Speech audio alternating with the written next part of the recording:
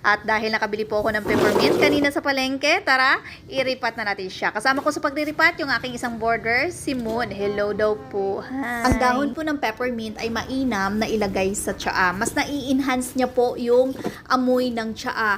Very aromatic po siya at talaga namang nakaka-relax. Pwede din po itong ilagay sa mga juices. Mas lalong refreshing. Nakakatulong din po ito sa mga digestive issues natin. Like for example, bloated yung ating tiyan, gas or yung kabag at saka indigestion. At pwede rin po tayo mag-sprinkle ng dried powder leaves ng peppermint sa mga pasta na ating niluluto. At paano nga ba alagaan ang tanim na peppermint? Ang gusto po nito, ma-moisture po ang lupa. Maigi po na pagkumpainin natin ang rice hull, kukupit at loam soil. Isang beses sa isang araw, diligan. Pwede po siyang partial sunlight at pwede din po na full sun. Madali lang po itong padamihin. Pwede po kayong mag-cut, itutusok lang sa lupa or mismo yung suloy niya na galing sa lupa na may ugat ang inyong itatanim. Mabilis po itong dumami. So ayan na nga, nailipat na natin siya sa magandang paso. Ay talaga naman, madadagdagan na naman ang bago kong alaga.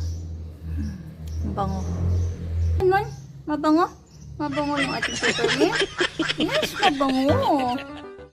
At dahil nakabili po ako ng peppermint kanina sa palengke, tara, iripat na natin siya. Kasama ko sa pagliripat yung aking isang boarder, si Moon. Hello daw po. Hi. Ang dahon po ng peppermint ay mainam na ilagay sa tsaa. Mas nai-enhance niya po yung amoy ng tsaa. Very aromatic po siya at talaga namang nakaka-relax. Pwede din po itong ilagay sa mga juices. Mas lalong refreshing. Nakakatulong din po ito sa mga digestive issues natin. Like for example, bloated yung ating tiyan, gas or yung kabag at saka indigestion. At pwede rin po tayo mag-sprinkle ng dried powder leaves ng peppermint sa mga pasta na ating niluluto. At paano nga ba alagaan ang tanim na peppermint? Ang gusto po nito, ma-moisture po ang lupa. Maigi po na pagkumpainin natin ang rice hull, kukupit at loam soil. Isang beses sa isang araw, diligan. Pwede po siyang partial sunlight at pwede din po na full sun. Madali lang po itong padamihin. Pwede po kayong mag-cut, itutusok lang sa lupa or mismo yung suloy niya na galing sa lupa na may ugat ang inyong itatanim.